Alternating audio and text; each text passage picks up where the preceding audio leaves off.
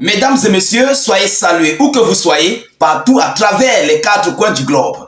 Alors, c'est une grosse peur qui vient de frapper sur l'OTAN par rapport à cette décision, cette valeureuse décision que le président russe Vladimir Poutine vient de prendre, mais sur son territoire. Oui, ces dernières 24 heures, le président russe vient de signer, je dis un décret concernant la sécurité au sein de son territoire. Mais ce décret en question, il y a quelques mois, qu'il avait fait la même chose.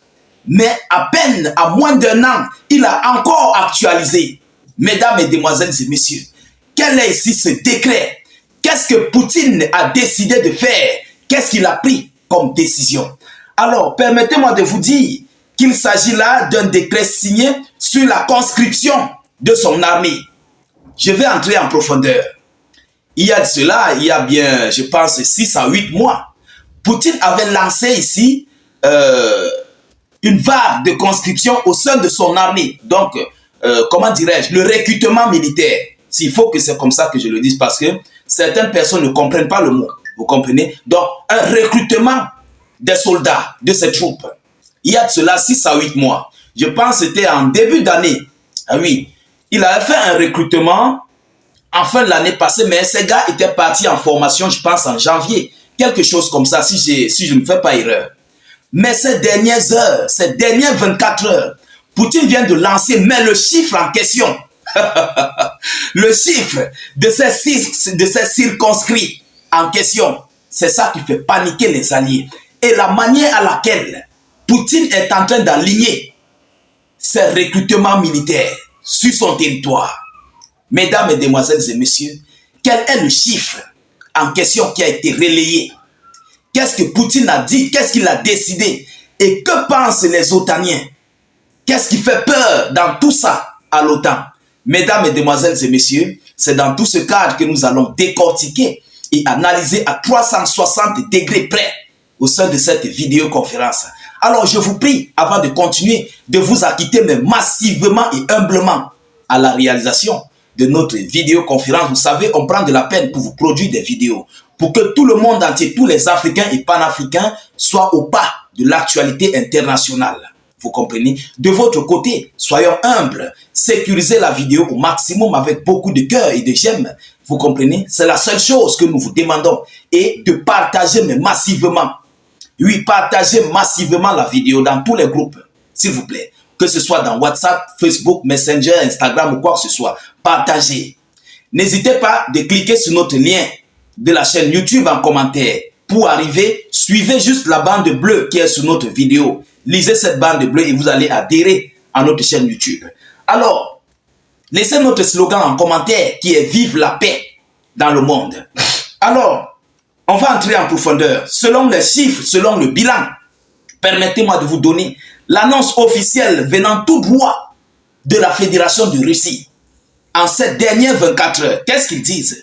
Poutine a signé un décret sur la conscription dans l'armée à l'automne. Donc, ça va se dérouler, ça va se passer en automne, cette conscription-là.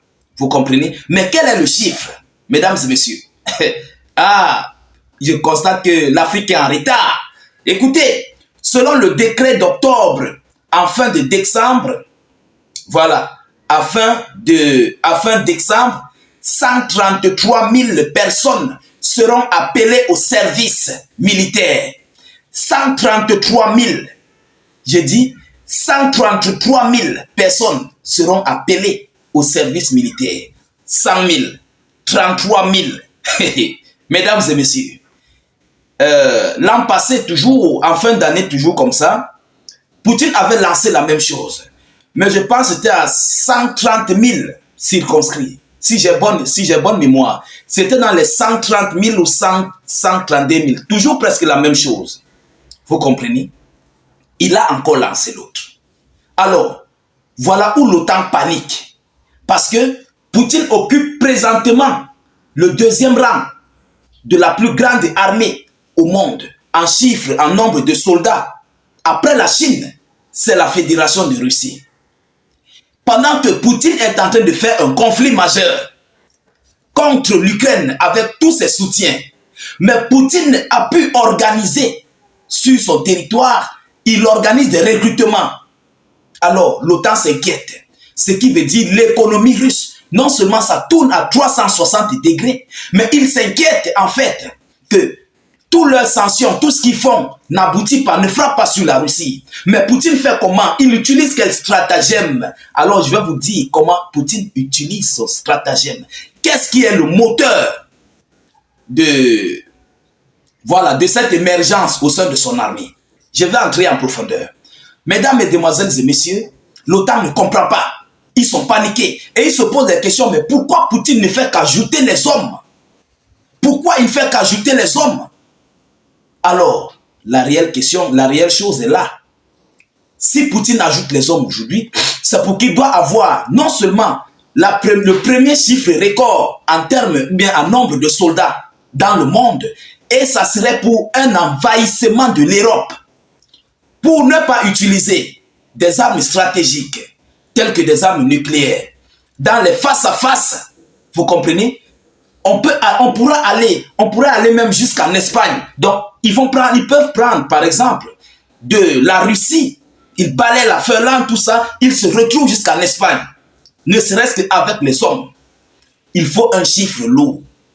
Vous comprenez? Poutine s'apprête en conséquence, parce qu'il sait que l'OTAN réunie, qui compte environ 33 à 34 pays, non seulement ça compter les fédérations comme les États-Unis d'Amérique, donc l'OTAN réunie a beaucoup d'hommes. Si c'est l'invasion sans utiliser des armes stratégiques, ils vont menacer complètement la Russie. Il faut qu'on soit clair là-dessus. Si c'est une invasion au sol sans utiliser des armes des nucléaires ou quoi que ce soit, l'OTAN, ils sont tellement nombreux. C'est vrai, même les Russes sont nombreux. C'est toute une fédération. Je ne dis pas non. Il y a des réservistes et c'est vice-versa. Il y a des réservistes ici, il y a des réservistes là-bas. Vous comprenez? Alors, Poutine s'apprête en conséquence pour un conflit au sol. D'abord. Oui, d'abord pour faire face. Parce qu'il voit tout ce qui se prépare au niveau de ses frontières. Il voit tout ce qui se passe ailleurs, au sein des pays de l'OTAN, de l'Union européenne. Vous comprenez? Parce que le monde n'a pas besoin qu'une guerre nucléaire soit déclenchée. Alors, mesdames, mesdemoiselles et messieurs, il s'agit là du nouveau ministre de la Défense russe, qui est le moteur principal de cette montée en puissance militaire au sein de son armée. Je tiens à vous rappeler, ce monsieur est venu, c'est un civil, ce n'est pas un militaire. Vous comprenez? Ce n'est pas un militaire, c'est un fonctionnaire, voilà, comme des enseignants et tous les autres. Mais pourquoi il a été placé au sein de la ministre, à la tête du ministre de la Défense? Parce qu'il est là pour l'économie. C'est un homme économe. Il a fait dans l'économie.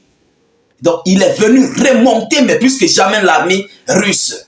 Voilà où les otaniens sont inquiets de la remontada de l'armée russe.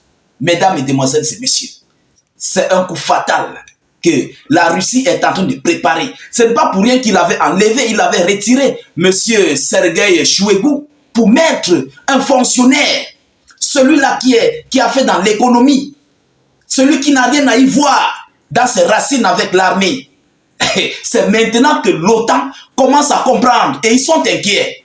Voilà où ils sont coincés. Ils ne parviennent plus à comprendre la situation. Mais ils se rappellent, parce qu'au début, ils s'étaient moqués. Ils avaient dit comment Poutine enlève un militaire pour mettre un fonctionnaire, un fonctionnaire ordinaire au sein de la tête de sa défense. Ils ont critiqué, ils ont mouchardé. Mais aujourd'hui, eux-mêmes sont en train de comprendre que ce fonctionnaire est quelqu'un qui fait partie dans l'économie. Il connaît la gestion, il connaît en fait manipuler l'argent, il connaît gérer le pays. C'est ça en fait son domaine. Donc il est venu relever l'armée. Et vous constatez, à moins d'un an, voilà le deuxième recrutement militaire qu'il lance. Pas les petits recrutements de 50 000 ou 20 000 hommes, non. 100 et poussière, 130, 133 000. Mesdames et messieurs, pendant que dans nos pays, on lance les recrutements de 2500 soldats, on lance les recrutements de 1500 soldats, on lance les recrutements de 3500 soldats. Mais la Russie lance en hommes. Vous comprenez? Et qui dit recrutement, dit l'argent doit sortir. Parce que les tenues, tout ce que ces gars doivent porter et manger, leur entretien, médicaments, tout, c'est de l'argent. Ah oui, les Otaniens sont dépassés. Donc, ils sont en train de comprendre que leur plan a complètement échoué. Mettre la Russie dos au mur, à genoux, économiquement a échoué. Ah oui, ça a échoué. Poutine a montré le défi. Il a montré. Premier recrutement, il est parti l'an passé, à l'automne passé, c'était 130 000 hommes. C'est 130, 133 000. Deuxième successif, 133 000. Mais ils sont inquiets. Ils sont inquiets. Mesdames, Mesdemoiselles et Messieurs, voilà ce qui se passe du côté de la Russie en ce moment où nous vous parlons. Alors, partagez au maximum cette vidéo, mettez-la partout à travers le monde, surtout sécurisez-la avec beaucoup de j'aime et de cœur. Surtout, n'hésitez pas de cliquer sur le lien de notre chaîne YouTube dans les zones de commentaires. Dès que vous cliquez sur le lien, ça s'ouvre. Vous cliquez ensuite sur s'abonner ou sur subscribe. Et puis, vous cliquez sur la cloche de notification pour ne plus rater nos prochaines émissions. Je vous reviens tout à l'heure pour une prochaine série d'actualités. Soyez encore salués une fois de plus. Ciao, ciao.